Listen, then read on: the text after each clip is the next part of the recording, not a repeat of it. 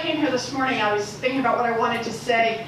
You know, I grew up in a family that was hanging on to its place in the middle class pretty much by its fingernails. We all worked hard. My father sold fencing, he sold carpeting. He ended up as a maintenance man. All three of my brothers worked hard. All three were in the military. My oldest brother, 288 combat missions in Vietnam. My second brother, worked construction all his life. My third brother started a small business himself. I started working. I started working by babysitting when I was 9. I waited tables when I was 13. I got married when I was 19. I graduated from a public university, and when I did, I went into teaching. I taught kids, special needs kids, for a year. My first baby was born when I was 22, and when I was 24, I did something I'd actually never known anyone to do. I went to law school. I graduated from a public law school, 9 months pregnant. That meant there were no law jobs for me.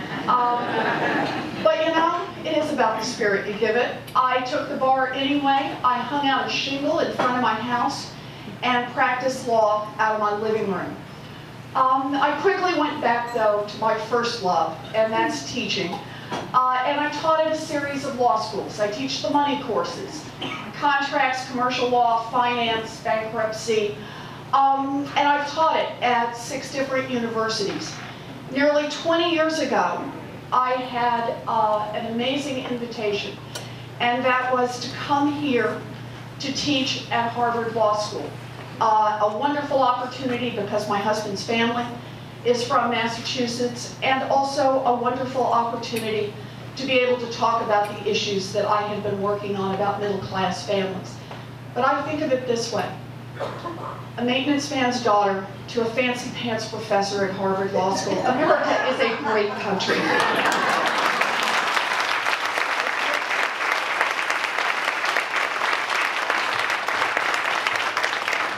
But here's the key. I grew up in an America that invested in kids like me.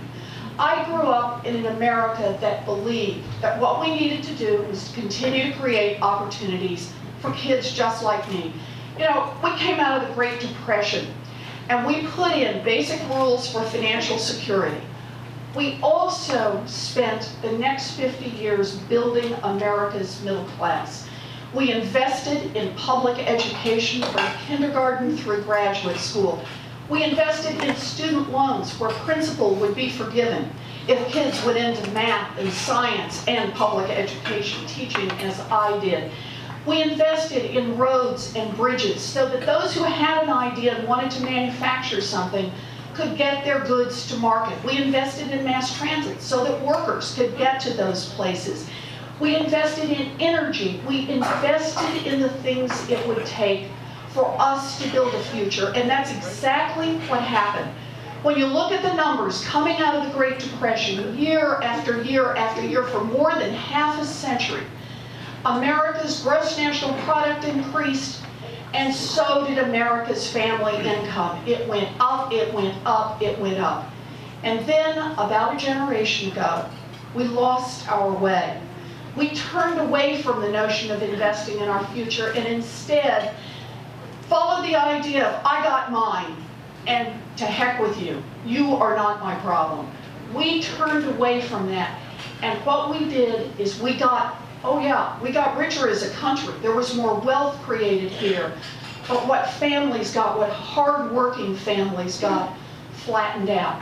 And it flattened out at the same time that core expenses rose and that deregulation gave us a world in which you could target your fellow citizens for making money, trick them on mortgages, gouge them on credit cards, fool them about student loans. That became one of the profit-making industries in the United States. I see this now as we have a choice. We are really at a question, not of economics, it's a question of values. We live in a world in which some of the most profitable companies in this country pay nothing in taxes, nothing, while we say to young people, you take on more debt in order to pay for an education, or we say to seniors, you're just going to have to learn to live on less. That's not right. It's not right. It's not right.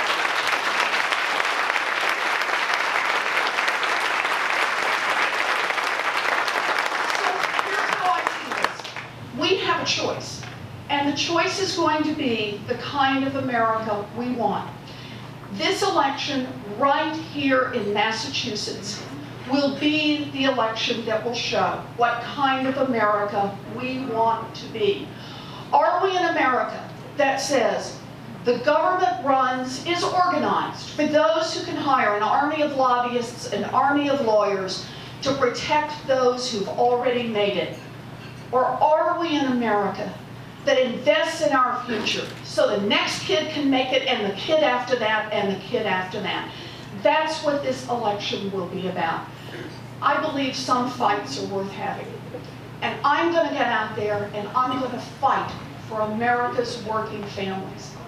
I hope you'll be fighting with me.